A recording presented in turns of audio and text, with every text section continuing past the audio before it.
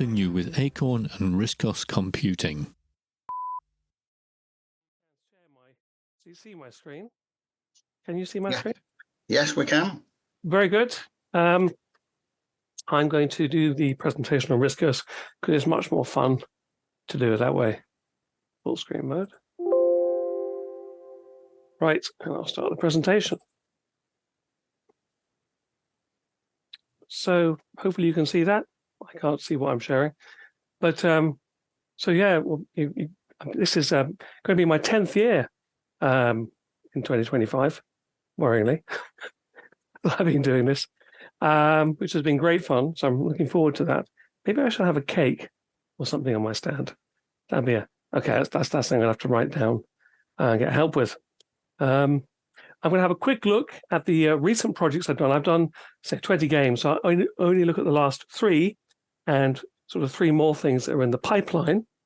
I'm going to say this is our next game for Wakefield I'm going to cover. And this truly is our next game because the principal idea behind it is from my friend Sim, who's the other half of Ambiguous Contrast, and came up with a name. He called me up. And that's driven that. Some dev kit updates, because I'm going to do an update to that based on what people have been asking. And I can't probably say this, but I'm going to try. I've never heard it said. It's an anaglyph. Sure, that's what it probably is, which is a kind of 2D, 3D photograph, because I'm going to have like an optional mode in the one I'm doing for the London show, where you can use these 1950s 3D glasses. They won't work for everybody, of course, and people might not like doing it. So, of course, it has got the mode. It doesn't matter if you're colorblind or not, it won't matter. But it does depend on the binocular vision, which various people I know, it varies. So, but it's something different. I thought you've got to have a gimmick, and it's something different. I thought people are doing virtual reality. People are doing, Oculus Rift? Well, I'm going to do red-blue glasses because, I'm quite like retro stuff. And they kind of look quite stylish in their own way. Right, so if I move on to the next slide. So kind of the 3 of us, my daughter's studying game graphics, visual effects and things. And Simon, I've known now worryingly for 30 years. He rings me up with crazy ideas from time to time. And we co-write music together, jam. I try and put like one of his tracks in each game he sends me from time to time. And the early ones had quite a lot more music, Legends of Magic, which has some interesting kind of stuff in there. So I've been making games since I was 10. In actual fact, this game for the London show takes its name from what I wrote when I was 11. Wasn't playable at all, was quite useless. I wrote decent games by the time I was about 15, though I didn't have huge amounts of confidence, and they're up on the internet now, and they're pretty reasonable. But this one, basically aliens came down from the top, and you just shot at them, and it was just incredibly pointless and easy. But anyway, I was 11. It was a start. I did things on the Amiga. I've done things on Android and Linux. And oddly enough, they're based on the RISC-OS code. I'm planning on putting that in the development kit so you can just write on RISC-OS and run elsewhere if you want to, which I think is useful because it's far more fun to write on RISC-OS first, in my opinion.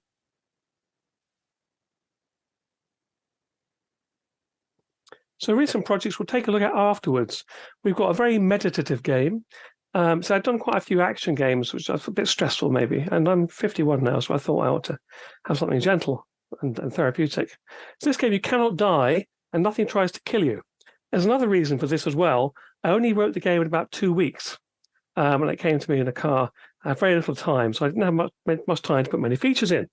So the inspiration for this was Imogen on BBC Micro, where you could become either a monkey or a cat. So a limited set of spells, if you like, as a wizard, to enable you to solve certain puzzles. In this one, you can shoot lightning at things, you can make things levitate, or you can turn things into rock, the so-called rockify spell. And that's written because it just won't fit if you write the whole sentence on there. Anyway, you get trapped in a cave and you have to escape by a rival wizard who's also erased most of your memory. You only remember 3 spells. And so you have a kind of a limited set of options, a puzzle game like you do in Repton or Imogen, and you have to escape. Time Run is the one I originally wrote design when I was about 12 and wrote when I was about 15. It's I actually include in the download the BBC Micro version. And the gimmick here is it has a time limit. It's a vertical scroller. The other cool thing is I have movement programs written in a single character, like movement language. They move in figure of eights, or they swoop and move about in interesting ways. And, you've got power-ups. It's quite fun. I wrote that fairly quickly in about 3 or 4 weeks. This one took about nearly 2 years to write. Now, there's a development blog on my YouTube channel, which you might want to subscribe to if you want to. You can find it from my website. And this game was inspired by an audio tape I picked up in a charity shop, which has spooky kind of like audio from the 1960s on it. And I've released the audio now in 4 separate parts on the website. I've no idea whose it is or where it came from. It's almost coherent, but some of it is quite strange. If you listen to the first part at the end carefully with headphones on, it actually has laughter and screaming at a very low level. So I don't know if it is haunted. I don't believe so, but I make no disclaimer. It's easy music concrete, which is what Delia Derbyshire used to do. It may have come from a film company or somebody with some decent equipment. No idea. The game itself is multiple modes. You will kind of end up being sucked by this haunted tape into the game, wander around this 2.5D maze. You can go behind the walls. And if you come across these little archways, you either go into a 3-dimensional space where you can have conversations or fight the entity here, or into 2D games. This is actually a reverse breakout where something is trying to get to steal a soul on the top, and you have to defend the bricks. So opposite a breakout, basically. And this one here is like a maze. You go through a door and you'll appear in sort of miniature form. So it has multiple modes of play, cutscenes, etc. Now, these objects in the background here I should draw attention to are the models from the game, which we'll look at in the latter part of the video, made of plastic, using the same principles as was done for the Star Wars models at a small scale. There's a YouTube channel by someone called Adam Savage, who used to work for Industrial Light and Magic. And he basically done a number of videos saying this is how they make the models and demonstrating it, which I thought I'd have a go at. I should mention I used some contributed kit parts for some of it, which is why that looks quite well made, just because some of it is the core part of the kit, which has ended up on the other models. We'll come back to that shortly. So we'll cover Droid On. So I was going to call it Awakening. I Googled that and realized that there's loads of things called Awakening, and that wasn't going to be very helpful. So I called it Droid On, because I'll become apparent later as to why. And that's what I'm going to do for Wakefield in 2025. So we'll look a little bit more where that came from. So this is Sim. He's come along to a mug meeting before with me.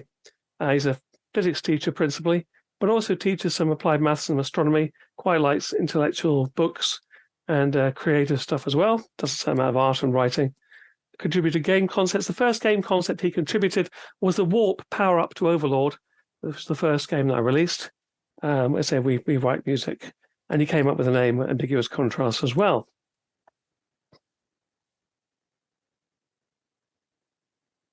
So one book he really likes is the Martinus Emissary, which talks about how the structure of the brain has affected Western culture, essentially. So it talks about the hemispheres, and whilst it's a bit of a simplification, it basically talks about reductionism, which is where you reduce a problem to make logical statements about it. So most of we tend to think in software reductionist problems. We try to simplify down to a core set of aspects of logic. They don't represent truths about the world necessarily, but they're ways of doing things practically. So that's a very reductionist and narrow-minded view, while the other part of the brain apparently is more linked towards a holistic, wider scale, intuitive view in terms of how it approaches things. So that kind of gave him an idea, which we're working towards. And he rang me up excitedly, telling me about this idea and how it'd be quite a cool thing to work on. So we go down to the fact that the one part deals with detail and narrow range, and one focuses on the broad picture. So we're coming towards a visual concept here. Now, this is, again, just to highlight a point. I feel quite strongly about this. So-called artificial intelligence is derivative. It takes the wide corpus of things that exist and tends to replicate it. People believe, I understand, recently it's been said that if you took AI, which is populating more of the internet, and it trained itself, it would tend to head to a very, very reduced, almost nonsensical set of results. Something we call a GIGO machine, garbage in, garbage out. If you've ever had fun playing around with predictive text, I have on my phone predicted words, I just try tapping them. It gets down to ordering a taxi. I think, going to the supermarket, which is quite good fun. But that's an example of this. And this approach here we're getting to is I don't believe you'll find anywhere, and it's something AI cannot do because it has no meaning or intent. It's a statistical neural net generative model thing. Anyway, so we've got a slider now, which speeds up or slows down a raster. And I can't remember if Sim told me it was a raster. He may well have done, whether I inferred that from his idea. Anyway, running fast, you see a bigger picture but fewer details, so it's blurry. And taking slower, you can see a part of it, but not the whole picture at once. So, in other words, you have something like this. Just for the sake of illustration, obviously this is a mock-up, because I'm still at early stages, though I've got various things worked out. This is a blurry picture with a fast raster down the bottom, right? And then we have a more detailed image for narrow ranges. So this will probably sweep down the page, giving you an idea. This obviously translates into certain kinds of advantages. So narrow views can be used for like puzzle solving. So you want to see some wires and cut the right wire, or plug them together, or slice some things around. And then if you want to see something like, I don't know, a leviathan, a serpent hanging from somewhere over a doorway, you see that more effectively. You can see motion, you get some idea, but you wouldn't see it if you're zoomed in necessarily. So yeah, this type of thing, I think I can make work. I may have it so it's permanently narrow. I have to calibrate it to make things work. But actually, when I'm writing games, one part of the problems you end up with is calibration, making things interesting, not too easy. And sometimes I get around that by having settings, because you get really good when you're writing something and then nobody else can play it. So you can put different settings on. And when you go back to it 2 years later to play it again, you can't play it either because you can't remember how to do it, and I'm totally out of practice. So anyway, that's something which I'm looking forward to doing for Wakefield. So this is the logo I've kind of come up with. It's like a little light in the back here. I imagine this is like some sort of like masking thing over the top. Yeah, so I made this up in my 20-year-old graphics package, which is PaintShop Pro 8 from 2003, which I'm quite fond of. Anyway, you're basically a robot, a droid that's woken up from in low power mode, your memory bank corrupted. You don't know why you're here or what you're supposed to do. You appear to have been abandoned. So, it's a discovery process. It could have like rain and be dark and moody and slightly frightening. So I think that could be fun. And I'm looking forward to working on that and in the process of doing so. So first person perspective, probably 60 million colors and 720p. It doesn't have to be a very fast update on the screen. So I can make all sorts of things work. And I've got all kinds of ideas. So we're at concept and design stage. Speaking of concept, so my daughter's come in to do some graphics for me. She did graphics for Lightgate. She kind of did outlines for walk animations. I filled in the detail. Then she copied that to do other animated sequences for me. She's sort of trying to concept what the robot might look like here. And she normally does this on her graphics tablet. I use a more basic graphics tablet personally. And she's doing games animation and VFX. So she has more knowledge and more skill than I do. And I keep encouraging that. And I use more basic, like tablet. I can't see what I'm writing on, which she started off with, and then she had said she kind of like encouraged me. Is that the word? Nagging? I'm not sure. To buy this one for her, and help her in what she's doing. So she may go into that professionally, or she might just go into concept design elsewhere. I have a little book I take with me, and when I have ideas, I write them down. I was away on holiday recently, and I was in the pub, just sketching out maps, concepts, puzzle and code design. I've got like an idea of the whole structure of the thing. So that's basically where we are with it currently at concept. But by the time we get to Wakefield 2025, I will be ready. I'm not going to do what I did with Lightgate, which is stay up till midnight, get up at 4 a.m. for 3 days running, because I can't do that anymore. Game kit updates. So I'm trying to put 3D routines into the development kit. I've got a demo game that does that. I'm finish that game off. I want to put a second one as well, do a case study around it. So it hides away any maths, and it hides away the routine, the sort of rendering routines. It just lets you configure it, moves things around, and gives you a play field. And to me, that seems like a useful thing to have all the codes in there should people want to go deeper. And I'm trying to make that as good as I can. Someone asked me at one of the shows recently for a parallax scrolling example, so I'm adding that. And all updates are free for people who've already got the kit.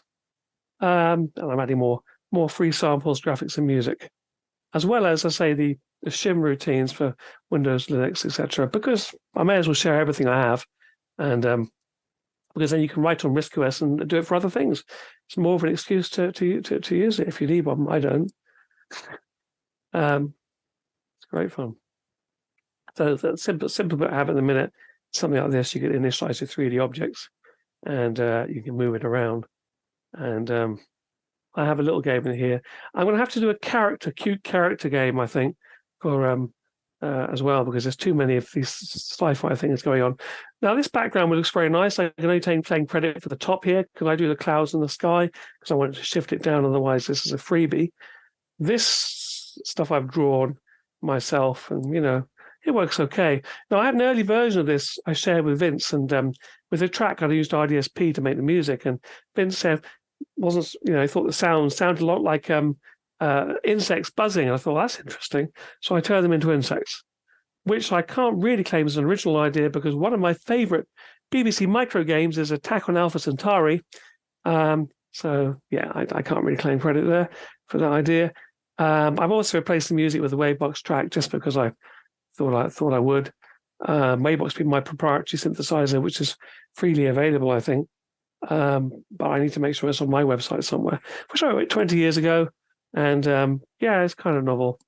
I'm trying to do something similar for RISC-OS, but it's about how much time I get. But I've also written some of that. So RDSP has in it, in a version that's unreleased, a bit of sequencing capability, which I'm going to try and finish.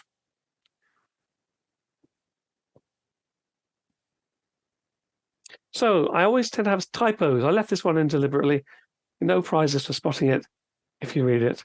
But I have a 3D view inspired by Cylon Attack, except you are going to have the hero ship in view.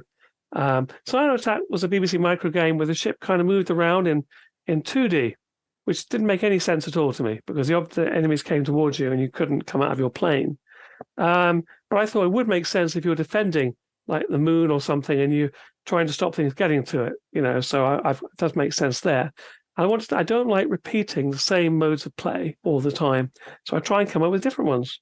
And I didn't fancy doing graphics in a development kit like Blender again. I thought I'll make things for real, and there's advantages in doing that because if you look carefully at these models, you'll see they're asymmetrical in various ways, and a 3D model probably won't be. It probably will tend more towards symmetry. So a physical object has asymmetry and different properties about how it looks. We'll look at that in more detail here. So, to mention, we were talking about synthesizers at the start, Peter and I've got a little studio, which is like a corner of the garage. I put everything in it because it just is there. I got fed up with plugging everything in, so I've got various things in here. My 42-year-old Juno with its original capacitors. The capacitors are fine, I'm assured. They're way over spec'd. This is a recreation. Sim unfortunately gave away his original one of these, the Monopoly. A very strange synthesizer, a mixing desk, and this nice little piano over here, guitars behind it as well.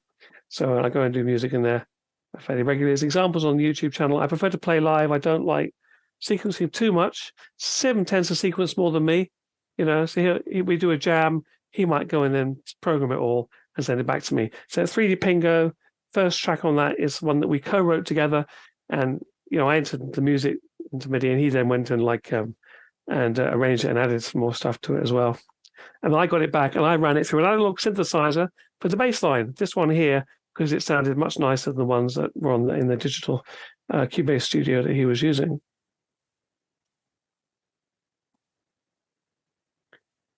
Right, so gluing models together. So I started with some cardboard. I should have probably used this design, but I probably will come back to that if I get time. Now, Star Wars models the core of them tend to be things like wood or brass, typically, if they're big enough. Then you use styrene, which is a very easy plastic to manipulate. You tend to get it from model trains quite a bit. So these plastic sheets, there's about 1 millimeter styrene sheet. You score it with a craft knife, and then you can snap it if you want to get a nice clean edge. You can also bend it into shape, which is what I've done here. I experimented with hot water since it's thermoplastic. Maybe that helped, I don't know.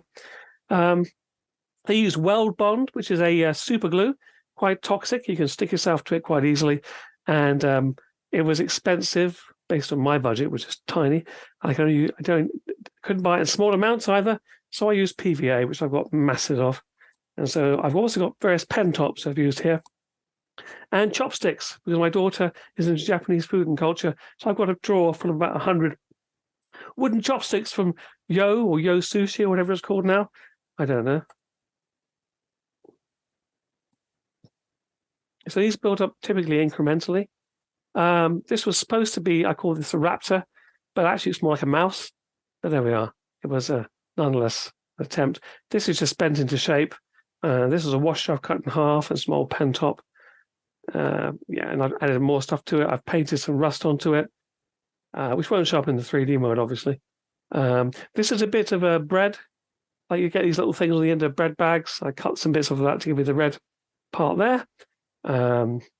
This is various bits of junk. I have no idea what that is. Got all like jars full of rubbish, which I collect and keep. And then various bits of, these are called greeblies, apparently. George Lucas called them greeblies. And you add them on to provide depth, detailing, and scope. This I'm probably not going to be able to use, but there we go. Just as well, it doesn't look that good. Looks like a bit of a 1970s set from Blake 7. That's what I was thinking of. This is the end of a silicon gun full of silicon, which I've then, it's full of silicon still actually. I've cut some more styrene and stuck it on there. It's the thing you've been seeing over here.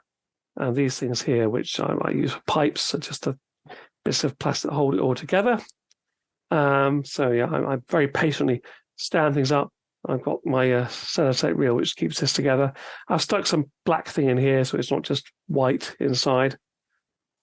I have no idea what it is, but it looks like a bit of jewelry, but it's not. And I painted this since it was mostly transparent. I've got these things sitting in a shoebox. This is a snow speeder, which I use for these various bits. That's the back of the snow speeder. These are bits more of the sides and various things. So,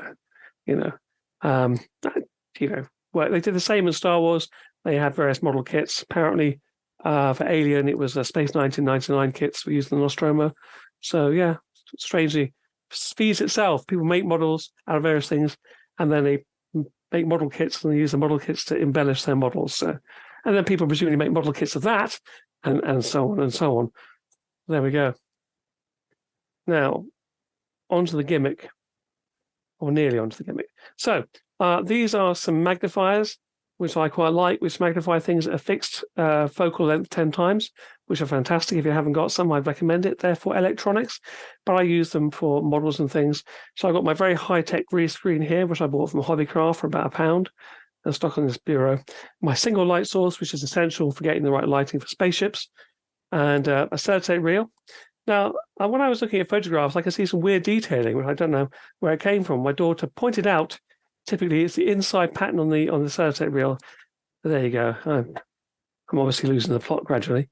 I have my phone on a stand here because that enabled me to do this sort of 3D stuff slightly better. Now, what I had to do, in order to make this work, you have to have a single point of focus. So I went online. There's no good information online I found. This could be because the internet's polluted with rubbish. I mean, that's quite possible. Apparently, there are people saying, hey, you can use Photoshop and it will turn things into 3D, but that doesn't work. And then some people said, you shift the camera sideways. That doesn't work because then you've just got two images that aren't coherent. So essentially, I'm using, in this case, number one, to try and choose a point. Now, it's not perfect for this one. Some of them work better than others, but it doesn't work too badly. So I've got two images there. Now, this is very easy to do on Riscos or anywhere. You take out the blue and the green, leaving just red, right? Again, I got this totally wrong at the start. I went with like red and blue. So I got pink everywhere. And I remember someone telling me that they wouldn't buy one of my games because the cover was pink because I've run no ink once. And but of course, some people love pink, but it can be cool, but I didn't want to have magenta. I wanted to have the object looking like it was physically there, not. But I realized it's supposed to use cyan.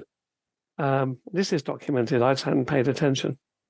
You put cyan and red together and you get white, basically. So then you've got, should you have these things, which nobody does apart from me, so I'll put them on so you can laugh at how ridiculous I look. And I don't mind people laughing at me. I think it was quite stylish. I think David Tennant has done this. Anyway, so if I just get that to go on. Oh, I've got headset on as well. That makes it incredibly hard. There we go.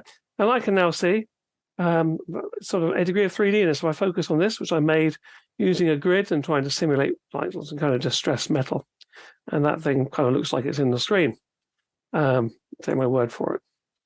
And you can kind of tell when that's working and how it's working, because where there's more separation, it creates the illusion of depth. This is actually the size of graphics that would be in the game. It's only a mode in the game. I think people might not really want to play it this way all the time, but it's kind of fun and a bit different. It obviously doesn't work for everybody. I did think I need to experiment. Someone told me once when it was a Zeroid that not very friendly to people with different degrees of color vision. This wouldn't be a problem in that. But yeah, I'm acutely conscious that this is a gimmick. It's a come along and buy it and have some fun with it. It's various people will find that challenging. As people I know personally. So I've got questions and answers. I'm going to demonstrate some games, and anyway, and I'm hoping there are some questions. But if there aren't, I don't mind. Was that all right? Are there any questions? I'm going to have to come out of this thing because I can't actually check the chat. So a lot of people are shy, and they don't talk to me. Vince has a pair. So I'm going to give absolutely bash those kits. Yes. So there's typo and anaglyph, which wasn't, unfortunately. Thanks. Yeah. So Vince, similar to me, I never made things the way they were supposed to be made. It was a willful. Thanks, Ron. So yeah, as I say, I'm going to give away glasses with it. So it's. I'm going to put them in the box, and that works just fine. So I'll leave that open, and we'll try and leave this so I can come over to the chat. And I've got various games, so we'll try the meditative game. I don't know how it's going to run if I don't do full screen, so I might have to full screen it. It might be okay. Let's make it full screen. There we go. Settings, full screen mode. Get my warning. There we go. So you've got 3 very relaxing pieces of music here. Now RMPCMU really struggles to run. It's usually a lot faster than that, but my computer's very, very slow. Right. I have a question. I'm going to turn the music down and answer the question. So there's a weird effect. If you have 3D glasses on, the ships will appear to rotate towards you, right? Because your brain keeps thinking and they're looking at you. Now, for the non-3D mode, I may do some rotation, but I did have some, and I have taken some photographs of that, which I've already done. And you don't have to, because I can do a reduced number of frames. In Starmine, there's something like 20 rotations, which I've done. But I'll have to see what works. Since I'm doing the Cylon attack model, it may not be necessary to do rotation, but I might do some. I plan to angle them so they bank, basically. Right. I don't know if I should maybe make this smaller. I'm going to replace this PC soon because it's frighteningly slow. And Lightgoat goes really quickly, though, for some reason. Anyway, fun thing you can do here. You've got your Rocketfy Lightning. So let's just send.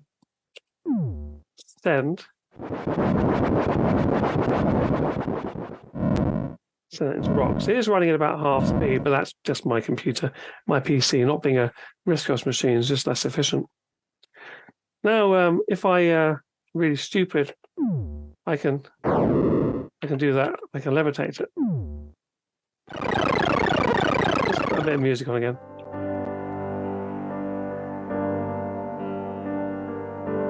Now, you can go that way using levitation, but over here, we've got some other puzzles. So I can run out of spells. Oh, there's some other spells down there.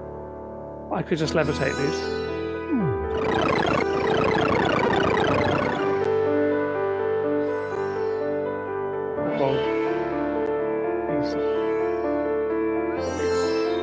Now, I'll show you a little puzzle here. Right. Kind of important not to turn this into rocks. If you do, you're stuck. Right. That breaks the stone and lets you through. It gives you kind of an idea of the kind of like puzzles you can solve. Yeah. There's quite a few. And there's some lateral ones as well. I'm not going to go into it too much, but these objects can interact with each other in ways you do not expect. Yeah, it's quite a restful sort of thing, to be honest with you. I might carry on going up there. I could, since you're here, I could let you in with a few points. You've also got another bit of music here, quite restful guitar music. So this has got two dubs on it. There's a lead line and another line. This is intended to be a very peaceful, therapeutic, non-stressful game. So if I show you something, and I probably shouldn't show you, but I will anyway. I'm going to run out of spells because I've not done the game properly, deliberately. Let's try something here.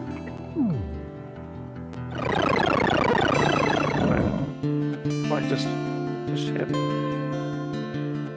Stays levitated. But you could also, believe it or not, I'll just show you here.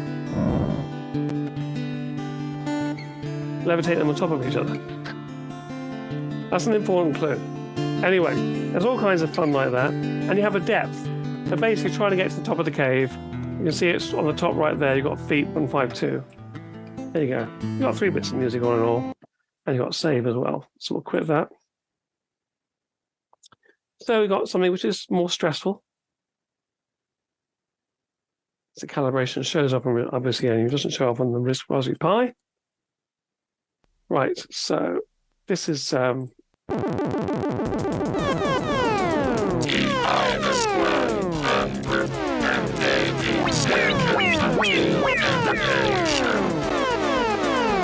where I made this voice, I make it quiet because people are going to hear me over the music when I check back.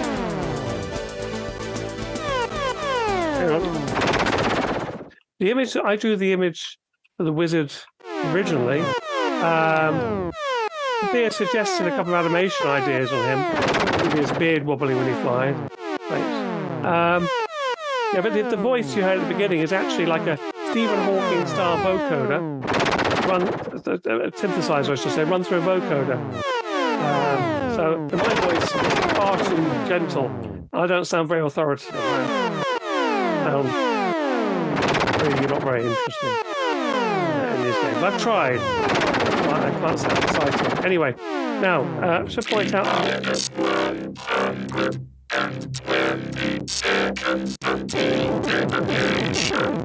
Cool.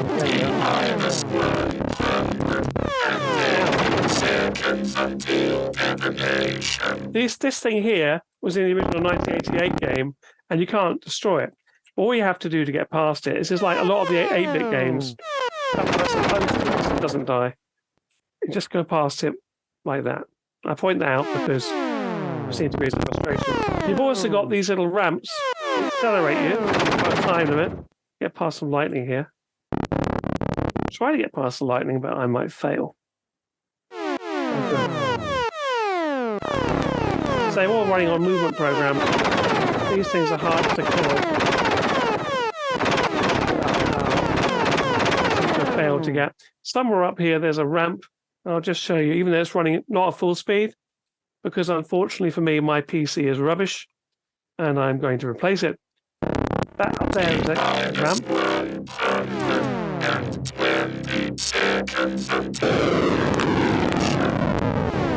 I am going to die. What was that about forgetting how to play games when I haven't done it for a while? See if I can get close enough here so I don't die. That accelerates you. It also gives you some invincibility as well. You get the idea. You get to the top, you have to defuse a time bomb and you can rescue people. And there's various modes of play. It's quite good fun if you like that kind of thing. Personally, I do. And the third game, see how this runs with the zoom taking up my CPU cycles. Took me about 2 years to write. It's based on audio tape stuff, which I'll show you in a minute. And I've turned the sound down so the music's not audible. I always forget it's persistent. Oh, it doesn't matter. Probably heard that lots of time anyway. So let's just quickly start it, turn the volume up. Bear with me one moment, and I'll go into that in a second. So I'm going to turn the music down. I'm going to turn the music up. Right now, start it.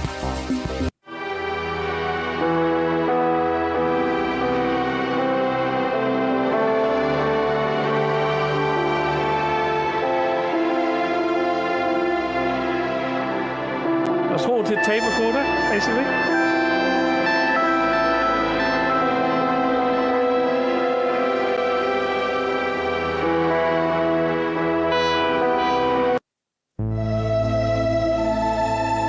So there's a development blog for this online.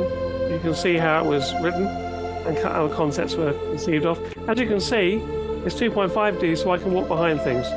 But don't think about it too hard, because yes, I am kind of standing diagonally in some strange way. You've got various things you can interact with. This is still going a bit slow. We'll go in here, talk to him. He won't fight you, by the way. Anyway. So he won't fight you, unfortunately. And I won't play these things out because they're online, but yeah, you have cutscenes like this. There we go. And then we're going into a 2.5D game here.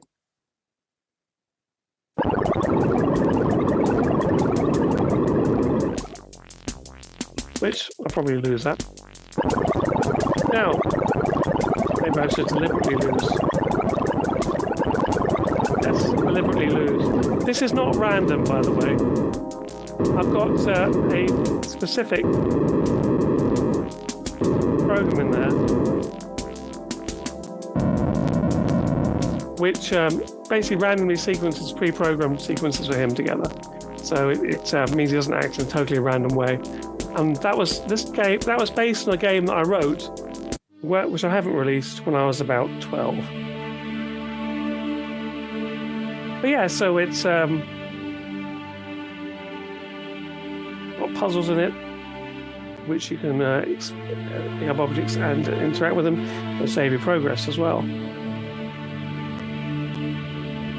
So this is like a disk if I examine it. Sort of modelled on Tron slightly here. Now, if you die, by the way, you don't die immediately, you just use a health point. It appears to be more modern, like I've also got contextualized music in here as well. I'll just demonstrate what you do with this. We'll go a bit further. This is one of the Sims tunes you're hearing at the moment, which he sent to me years ago. I think yes, this is one of the Sims tunes.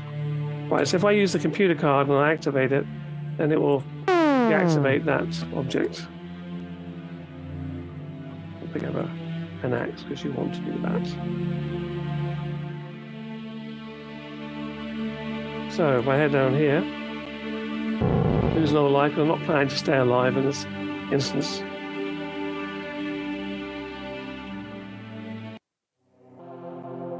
So let me pass. I don't have any light orbs. This is an oversight on my part. This means I will die relatively quickly, but that's quite helpful. So I've lied to him. I haven't got any light orbs. I can't get out of it now. I can't click the mouse and shoot at him, but he can shoot at me. So I can't kill him, unfortunately. This is mouse controlled. He sort of shoots things at me. If I get hit again, I think I'll die.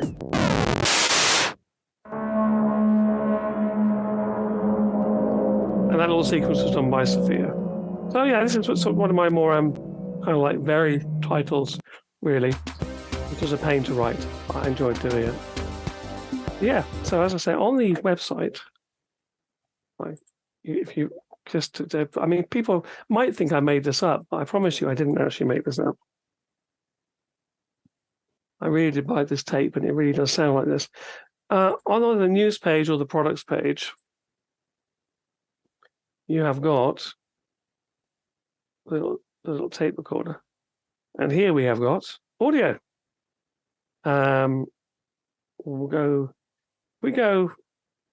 We'll try track 1. It is very strange.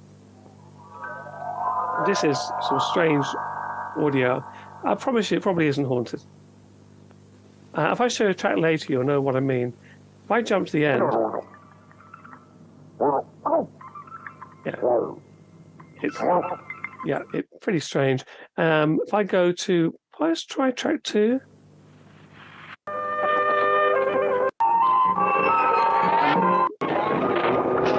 I think it's here.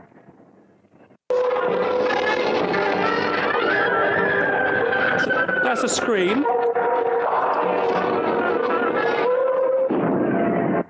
Yeah, it's quite disjointed.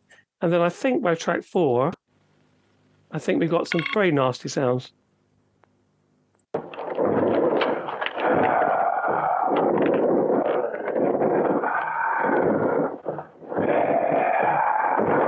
There we go. So it's all up there. I don't know where it came from. I'm not. I don't believe I'm infringing copyright because I'm fairly sure it's lost, and it's of unknown origin. But yeah, strange kind of Indian-sounding music with some strange ambiences. It appears to sound like experimental effects with speeding up and slowing down tapes. And it ends actually. Just to point out, I may as well show you the end. I think if I get there.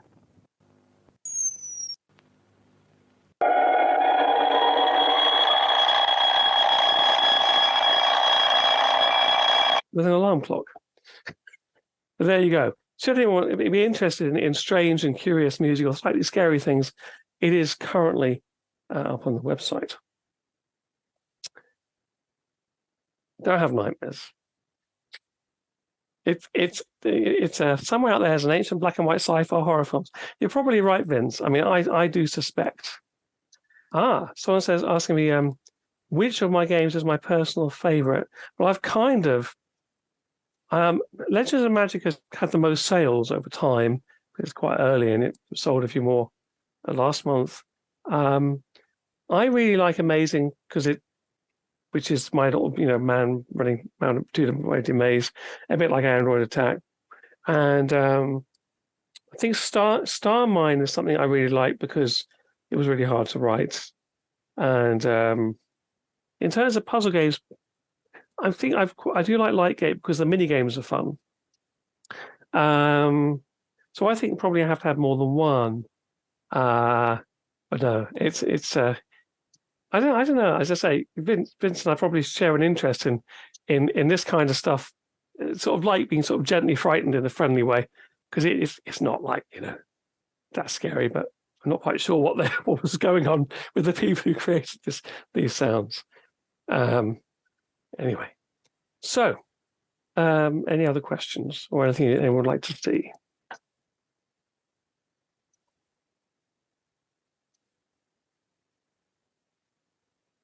Silence. Shocked silence is always good. I encourage what I call horror dreams. Some people call them nightmares. They're quite good fun. But I have lucid dreams, so I figure out I'm dreaming, and I just, I'm in quite a good position. But yeah, I'm kind of with Vince on this one. it's quite good fun. It's good not to be frightened of things. Yes. So, Chris, is that long enough, or do you want me to make stuff up? I was at a talk recently where someone did 80 slides, which was fantastic. But I tend to keep it. That was 30 slides, by the way. I tend to try and keep things to about 30, and then do something interactive. Is that all right? Yeah. There's a lot of questions on there as well as the question about will the enemy ships rotate, etc. Yes, indeed. I don't stop. I'm happy to say again. When you're looking at it with the glasses, they kind of appear they are. But I've got some photographs of it rotating, so I will probably put some of that in. But I'll do that in the normal mode because it's such an absolute pain creating those funny special photographs that I'm going to rely on optical illusions to help me with that one. and I'm happy to repeat. But yeah, essentially, I'm going to do. I've got plenty more ideas. I've got ideas taking me up for several years at the moment, and including I do dream video games sometimes. And I wake up and I write down the ideas. The other nightmare I have is turning up to a show with nothing, forgetting the show's happening, and things like that. Would you rather recreate Mario Brothers or Sonic the Hedgehog? Possibly Sonic the Hedgehog. I've got some nostalgia. That's only because I had some people who used to play at university. Well, it's good to have options, Vince. It's sometimes less is more as well. There's like Wizard Law doesn't have a great deal in it in some ways. It has lots of puzzles, but in terms of you're the only animated character, really, apart from the rocks, I think. And I took them out of Scuba Hunter. So if you ever look at my game code, you'll find out that I'm basically pretty much running the same code every time. I'm customizing and extending it. And that's because I haven't got time and there's no point in reinventing it. But yeah, I do, I do look forward. I do, as I say, on Vince's games, I enjoy playing Escape from Exeria. I'm on level about 53 or 54, I think, which gets quite hard then. So I'm going at slower progress. I will finish that game. I finished Floopy, which is another one of Vince's games, because I like Vince's level design, as I've said before. I was looking at the source code for Floopy the other day, and I discovered some unused variables. It looks like at some point I was planning on putting some kind of weapon in there that the player could shoot, but I never did. Well, there you go. You could have that as Floopy too. Make it shoot things. Yeah. Stun them. Just stun them. Don't kill them. Stun the enemy so they don't move for a while.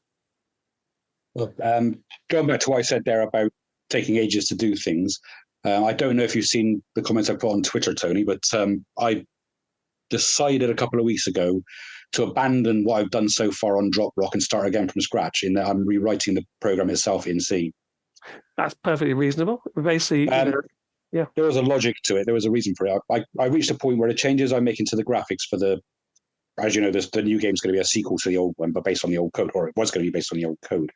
I reached a point where I had ideas that the changes I'm making to the old code to support the newer gears are becoming so big and complicated that I decided I could either carry on doing that, but it was getting messy, or I could write the game from scratch using the same language and using the old code as a basis, just copy things across, which I think you've done a few times.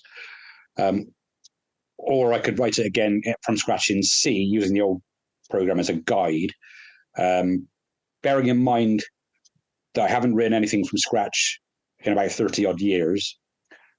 And the game I've got at the planning stage, I said from the outset is going to be in C. So I decided that is the way I'm going to go. So I've actually started rewriting it in C. Well, again, it's like I tend to approach of like writing things as small and simple as possible. So that way you actually get. Well, the other thing as well is I would point out something I've been using quite a bit of work called CPP check, which checks C code as well and finds code bugs. Yeah.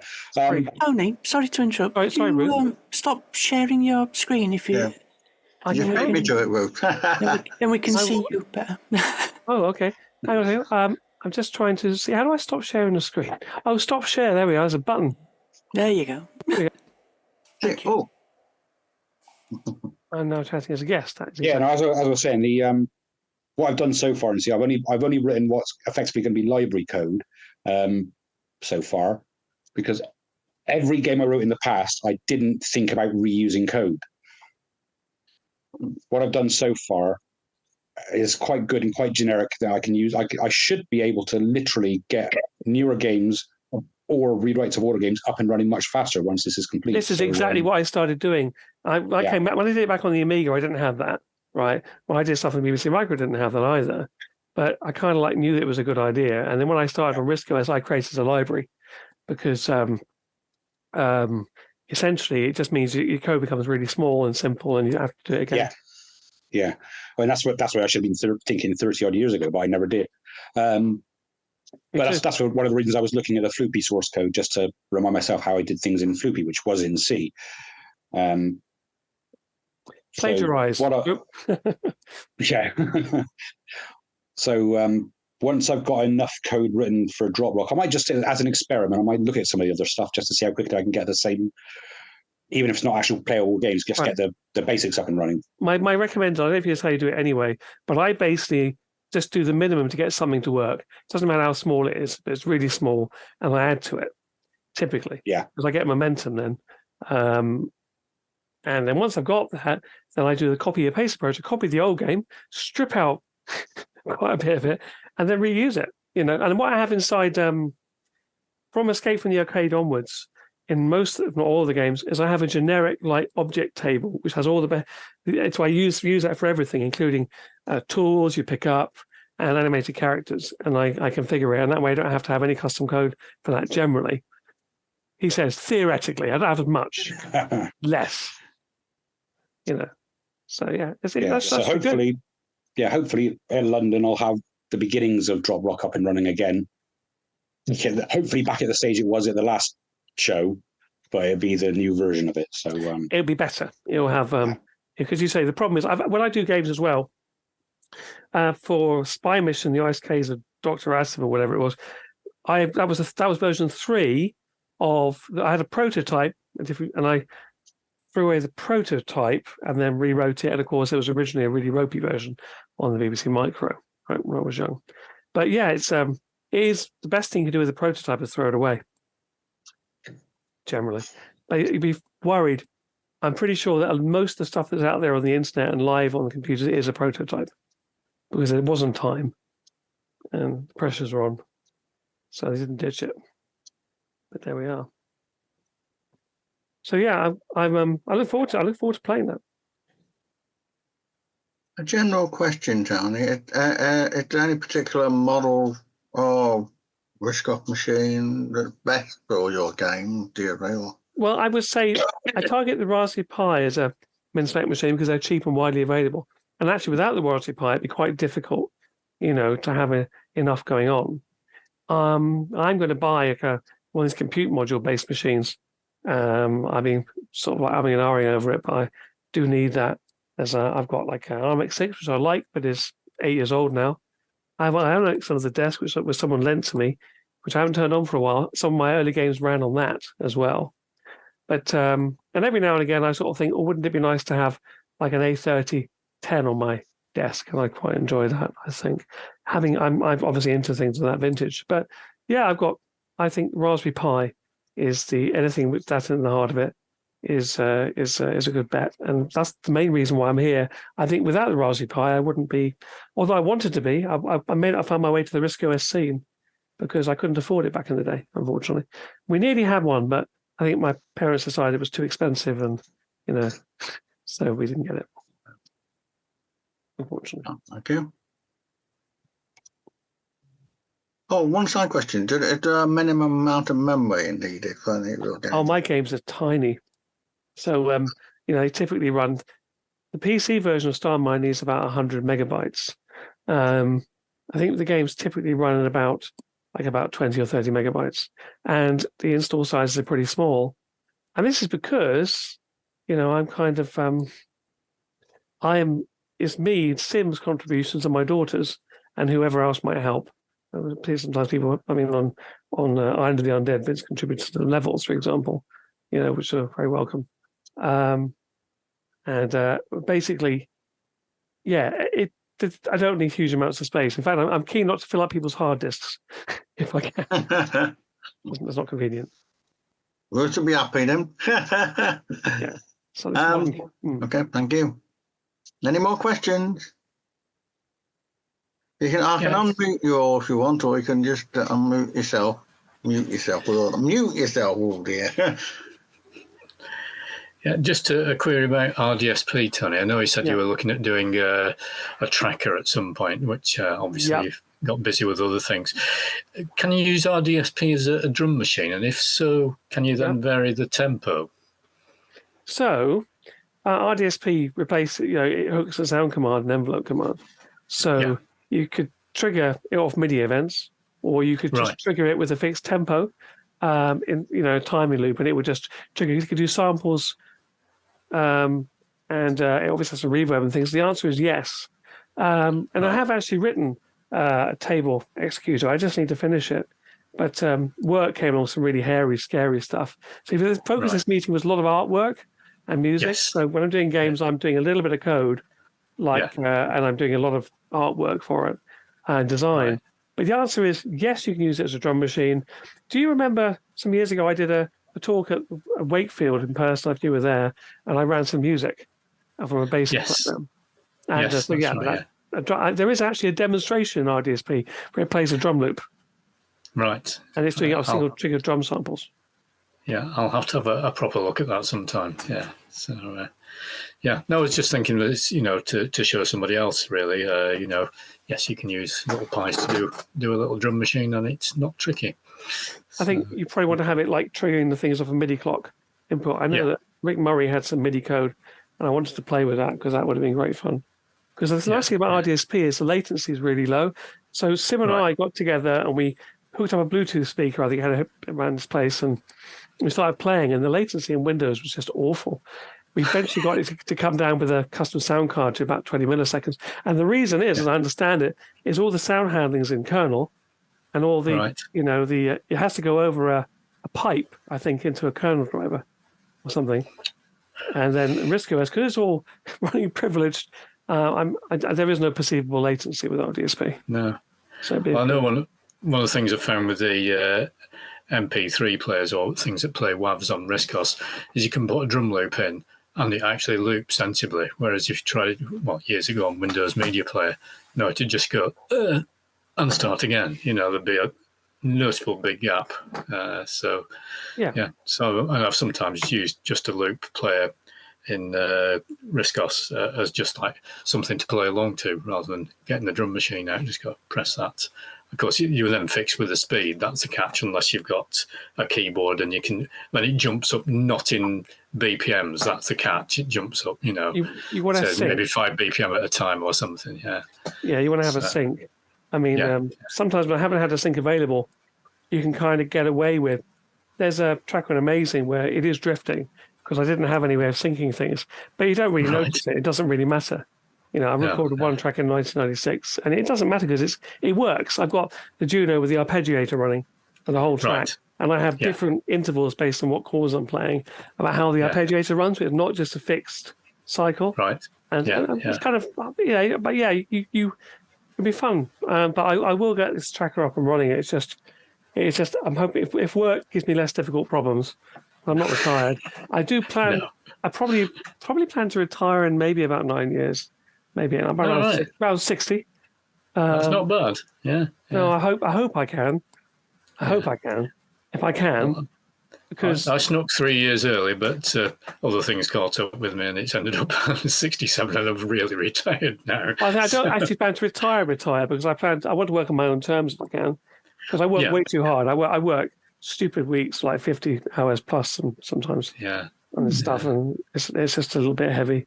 And because what I'm doing, like sometimes research type things, and they don't want to hire people. They just say no, just get on with it. You have a deadline. I thought, okay. So you always say to them, what if I was burnt out? What would happen then? Yeah, would someone else be able to help you? And the answer is probably not. They express concern about burnout, and I have got a bit burnt out from time to time. So, at one point I was doing one project to do with something, and it was like I went away on my own for 2 or 3 weeks. And I worked till midnight, and on and off. Well, it was good. The end result was good, and I enjoyed it. But I've tried to calm down. I'm realizing I'd probably die if I carried on like this. I stopped drinking coffee at 10 o'clock at night, and stopped doing it. Just the little things, It's a bit dangerous, but that's the thing. That's kind of stopped that from happening. But I have got it written, the code, and I do plan to do it. But I don't know if I should just not do a game one show and just say I've done lots of them. I just miss a show and do the tracker instead. Yeah. So I will try. I know you did Tracker Part 1, was it in Archive? And so I think you did 2 as well. There was a part 2. There is a part 2, right? Okay, yeah. Yeah, part 3. Gavin hasn't asked me for a while, but Right. I will send it to him. If he's happy with me or not. Yeah, I'm subscribed, so he's quite happy. But, Yeah. right. Right. Thanks very much for that, Tony. Yeah. Okay. Any further questions, thoughts? Sorry, I probably had too much coffee again, haven't I? I have to go meditate after. Sometimes I talk too much, and I just think There's a question there for you. Is it really? Arm assembly. Yes, exactly right. So I had to get some of that working. Again, work kind of got in the way. So and I want to come back to it.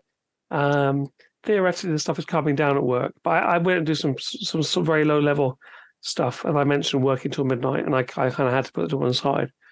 But I managed. I will come back to that. So it's not dead or vaporware. It's more just I can only do certain set classes of problems a certain amount of the time. That makes sense. So hence, you've got to do what interests you. That's really first before priority. What's more interesting to you than what other people necessarily want. Well, I would love to do it. It's just because it's exactly the same kind of thinking as I employ at work. Yeah. Then if I'm already heavily loaded on that, but I will have to come back to it, and I will. And I get my new computer here. As I say, it's this one's running so badly. I'm half expecting it to conk out at any time. Yeah. I just haven't spent money on a new one. Golden rule is your health takes priority. That's exactly right. Yeah. I ended up having to retire 2 years early, partly because I had a cataract in the eye and I couldn't drive safely to work, or I was told not to. And I only got the cataract operation 3 days before the first lockdown. Oh, thank goodness you did. It took 18 months of me pushing and think I've only got one eye. I had to push them. So you might go blind. Well, I said, if I don't have it, I'm going to go blind anyway. So it's a 50-50 chance. You have to take it. And they reckon if I hadn't had it then, I'd probably been blind by the end of the pandemic. So thank goodness you did. You do have to push for this stuff, I'm afraid, don't you? If you don't push for it, they don't do it, unfortunately. Yeah. So yes, it made a massive difference. I was able to carry on, get a bigger screen, and I've got computer glasses now, Whirlpool one, but I don't have to wear them. But yeah. Oh, I'm middle-aged, encroaching. I've now got 2 pairs of glasses, increasingly short-sighted. Well, you have give to into it. You want varifocals.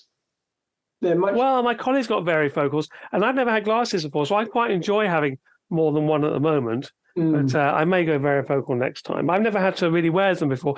That's not because I shouldn't have been. It's because I was being a bit sort of, I think, I don't need them. Like squinting at things, shining lights and everything else. Yeah. The one disadvantage with varifocals is if you're trying to find where you're putting your feet are out of focus unless you tilt your head right forward.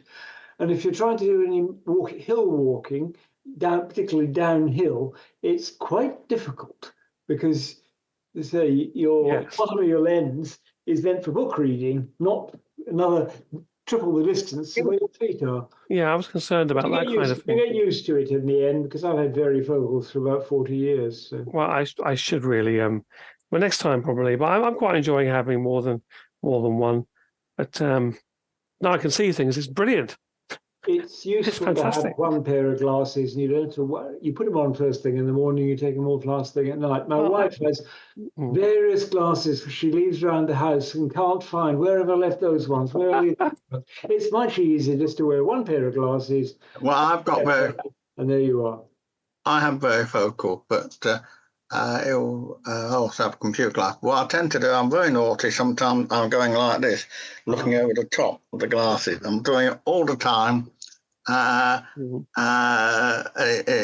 Cheating, of course, but I've got exactly the opposite problem. Number of people who do it. That's the way they work for you. What's the problem? Yeah, well, I've got a very similar but opposite problem in that I've got varifocals, and if I want to look at the screen, which I do all day, every day, I've got to be looking at it like that. Yeah, yeah. Yes. That's no good. So I've now got separate screen glasses. So this is for me why I like to do it. 'Cause I like having the field of view. Bring a screen and sit further back, then you don't need to worry. There's a question. What is your computer spec?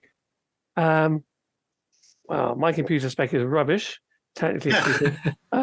There's some cheap 2018 thing I bought. It doesn't. It's like a laptop, but the hinges sort of look like they've come off a cupboard. You know, it has got an optical drive in it. They really do. The hinges on this laptop are about 2 inches wide.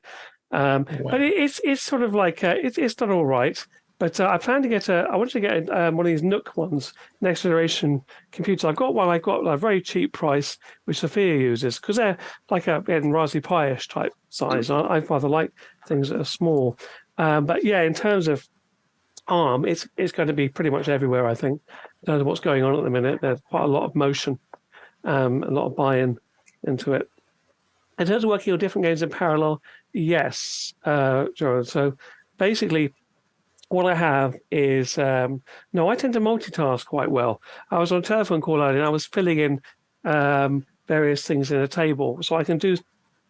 To tend to be able to do. It might be the musician thing going on, but it depends on because we're all different. But for me, well, I'm ambidextrous, so I think there's something weird going on with my brain. But people have always said I'm a bit strange. So I have synesthesia, see colours with sounds. So what I tend to do is I just on the games I typically tend to context switch on different days between them, and I have the project tracking, and I know where I am with them, if that makes sense. And because it's the same code base inside, I kind of have about half a dozen ideas and about 3 that I'm working on. I probably struggle with more than 3. But that's just me. Occasionally I mix things up, which is fantastic. And I always get things backwards as well. But there we go. That helps with the creativity. But I should do one thing at a time probably, but I just can't because it takes too long to write it. And I wouldn't produce anything for several years, then, you see.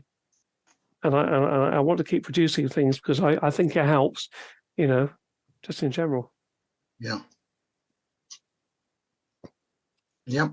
Sorry, I'll be a bit too using too many words. I'm supposed to use less words. I'll try and do that. Sorry about that. You are. Yeah. Sorry, I'm really sorry. So it's Sophia, is she sort of going to university or whatever to learn graphics or whatever? Yes. So we did about 3 open days in 1 week, about 1,000 miles of driving. Middlesbrough, Leicester and Leeds. Yeah. Another year. So you got 1 more year at college. Right. I was going to say, because one of my cousins, she's actually a graphic designer working for one of the big games working for one of the game companies. She'd been over in Sweden for a year and come back to the UK, working for things. In fact, she won an award when she was at university for one of the best animated games. Wow, okay, fantastic. It was shown at an international animation show, I think in Spain or whatever. That's brilliant. She's working, I think she's working on a James Bond game at the moment. So,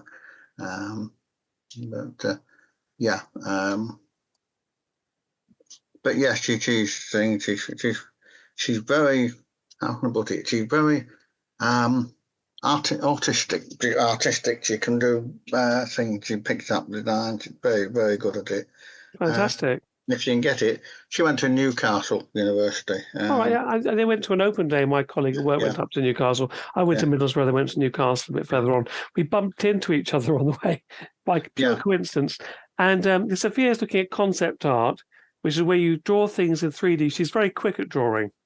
So she's she's quite interested in that because she's fast. So I can confirm what Tony says there because I've seen her drawing something on a phone, and the duration of a meal, she'd gone from a blank page to a really, really impressive picture. Yeah. Thanks. She draws a lot. It's probably because she's doing a lot of drawing, but she has got that ability. My mother passed away 37, I think, years ago now. I think, was a technical illustrator, so she probably picked up on it, I think. So yeah, she loves drawing, and I'm keen to encourage. You should do what you love, do what you enjoy, and if you know what you enjoy isn't necessarily work, do enough work to do what you enjoy doing. Whatever you do, you know, don't commit 70 hours a week to something you don't like. Yeah. Well, that's the best way. If you do something you enjoy, you enjoy it. It makes life good. You should use your talents and have fun. And I don't think I want to say to her, no, you've got to go off and become she can program a bit, you know. Yeah. I do not want to kind of like, it's just totally wrong to make someone into yourself, you know, to say you have to be a better version. You've got to do what you love, and whatever it is, doesn't matter. Yeah. As long as they're happy. Fortunately, it's something I'm interested in, so I can share it. That's right. If they've got a natural skill in it, then that's try and encourage them and thing. It's always in demand, so. Well, that's right. Because especially the key thing is to be quick. Because I've got a cousin who paints and moved to Australia, and she got asked to do some like stuff for film, but she just can't go. She doesn't go very quickly. You know, she's a very slow painter, so she just sells them from time to time. Yeah, and she's pretty good. So yeah, okay. So there we are. Anybody got any other questions, comments, thoughts? No more pictures of spiders, Vince, is there?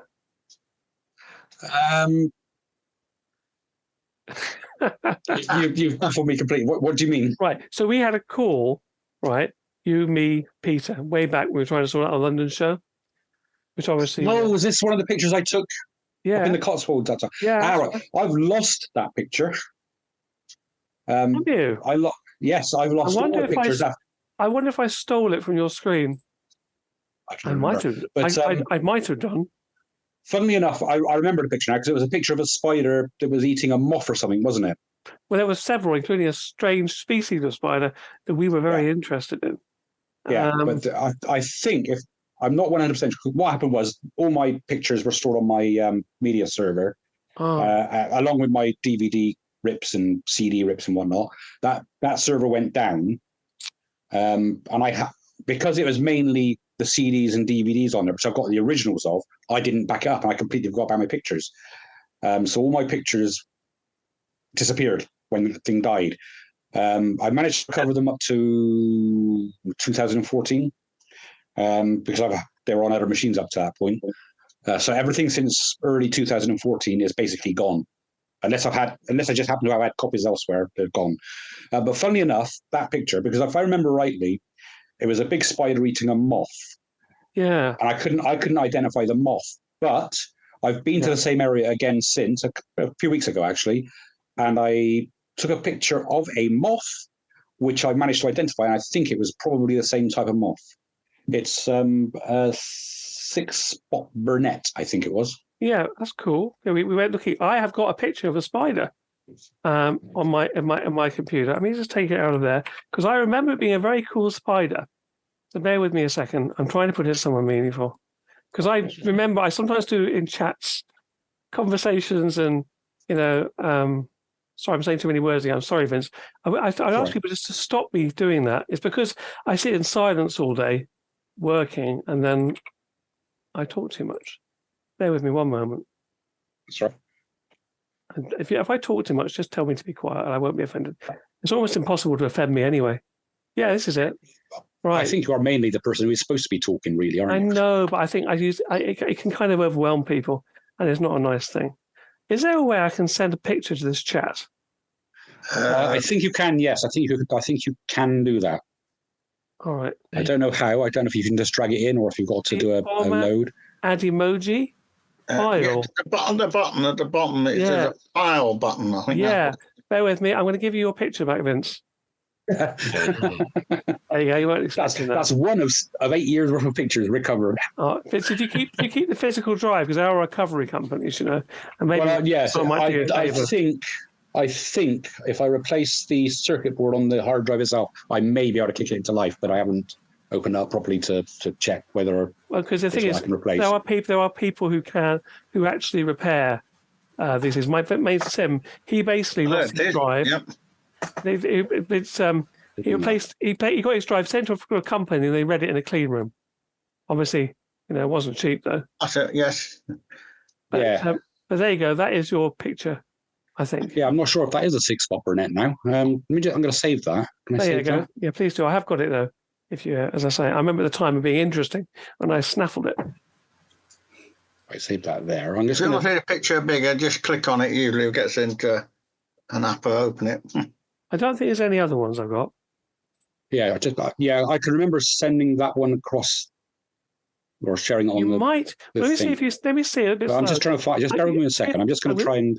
You go ahead. I'm going to try and see if you sent me any pictures by email as well. I'm going to my blog in a minute, and it's telling me that it's not secure, but I know that. Right, okay, so that picture there, if I find the bigger version of that one. Right, let's have a look.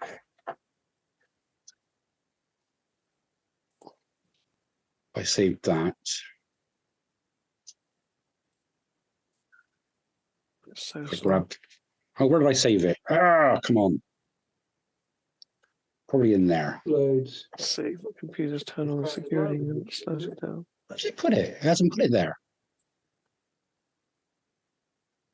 Downloads? Did it put it in downloads? Yeah, there it is.